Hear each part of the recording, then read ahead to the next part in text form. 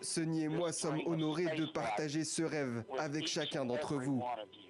Ça ne devait être qu'un voyage d'une dizaine de jours à bord de l'ISS, mais cela devra encore durer quelques mois.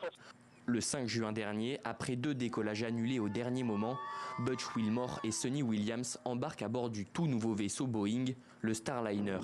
Cependant, le trajet vers l'ISS ne fut pas de tout repos, marqué par plusieurs problèmes techniques. Les fuites d'hélium, les propulseurs et le fonctionnement du système de commande de vol du GNC ont subi plusieurs problèmes pendant la phase de désorbitation. L'étape suivante est d'informer tout le monde. Enfin amarré, l'avionneur américain décide de réaliser une batterie de tests pour comprendre l'origine des problèmes. Des tests qui confirment finalement que Starliner a été lourdement endommagé.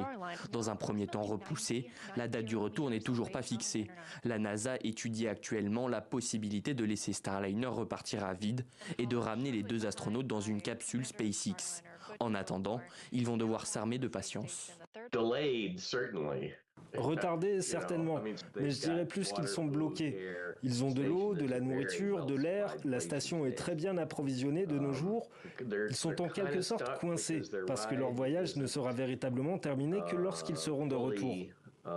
Commandé par Washington à Boeing pour sortir de la dépendance des lanceurs russes Soyouz, Starliner était censé être une alternative fiable à SpaceX.